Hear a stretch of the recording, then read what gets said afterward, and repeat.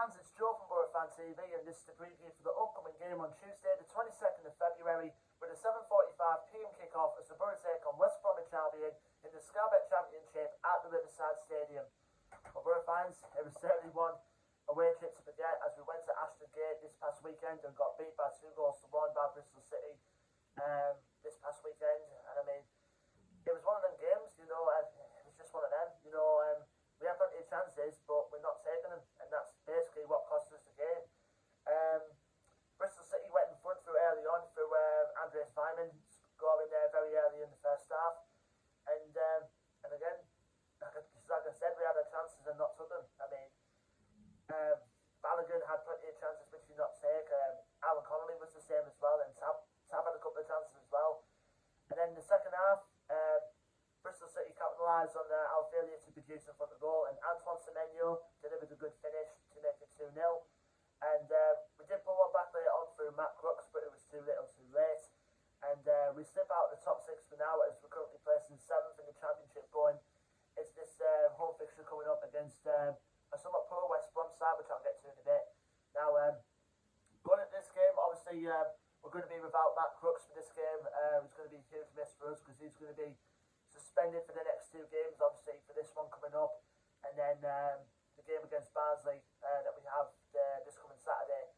So, having Matt Crooks suspended for the next 2 games couldn't come at a worst possible time in our opinion, to be honest. But, we've got to live with it. I think we've got a place in the area we can cover that for those 2 games anyway, particularly Riley McGree. When he came on in the second half against Bristol City, he showed glimpses that he can fill a void that Crooks is going to leave for us for the next 2 games, and hopefully gives a chance for Riley McGree to get some full minutes under his belt in the Boro shirts, get his first start in there. Obviously, we're still going to be without Martin Piero as well, who's going to be out for a couple of weeks due to his recent ankle injury, and it's a bit of good news as well is that Mark Bowler is currently back out on the grass again, training with the lads. So hopefully, within the next couple of weeks or so, hopefully we'll see Mark Bowler back in the pitch in the Boro shirt again. Because I mean, don't get me wrong, Neil Taylor's done a good job in that area, but I think there was signs there that we definitely missed Mark Bowler. So yeah, apart from that, we're very much good to go. Going up against the West Brom side that are struggling for form recently, as we're going to West Brom now. I was surprised by them, many said them to bounce straight back into the Premier League, considering they were relegated last season, but recently, they're coming to a very, very sticky situation. I mean, they just parted company with Valerian Ishmael a couple of weeks ago, and they brought in Steve Bruce as his replacement, and they're currently, went from being in the playoff places to now currently sitting in 11th place, just a couple of places below us in the Championship at the moment going into this game. The record going into it is played 32, won 12, drawn 10 and lost 10. Last game out for them was a 2-0 defeat away from home at the hands of Luton Town. So, I mean, they're going to this on very bad form. I think they've not won in the last 5 of West Brom, and pretty much they're on rocky report. I mean, in those 5 matches where they failed to win, they've not scored either, which shows the lack of firepower they had in front of goal. But they do have good firepower in the squad, they're just not producing, kind of like us in a way, in that Bristol City game. The ones we've got to watch out for, particularly, Andy Carroll's now with West Brom, of course, after he had a stint with Reading, at the beginning of the season. He's now joined them to the end of the season.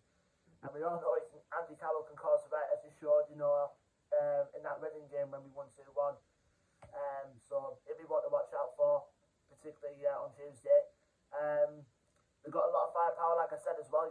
Carlin Grant is another player that we definitely need to watch out for, as well as Callum Robinson. Adam Ridge, as well, former Boro player, is in there as well. And Alex Moore, who we know we can produce from set pieces, and player we've been linked with constantly in the past. So it's going to be another one to watch out for. Yeah, I mean, like I said, they're even though they've still got Darryl DK in their ranks, but he's currently out injured for them at the moment.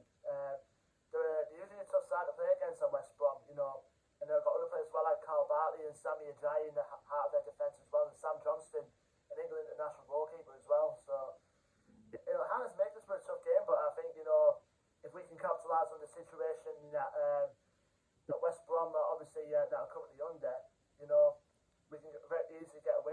you know, and bounce back from that Bristol City defeat. The last time we played West Brom was back at the Hawthorns, which had ultimately been Neil Warnock's last game in charge of the Borough. We came away with a 1-1 draw at the Hawthorns. So again, it hasn't made us for the tough game coming up, considering the run that we've got coming up, because we've got a busy run in from now until possibly the end of March. We need to bounce back, obviously, from the defeat this past weekend, and hopefully, you know, carry some more good momentum forward, and obviously the bounce back that we needed from the Bristol City game, because it was a horror show. I mean, all them chances in front of the goal, not taken, which is something we have to improve, particularly, you know, for the game we have coming up tomorrow. Leave your thoughts and predictions in the comment section below, Boro fans. Don't forget to like,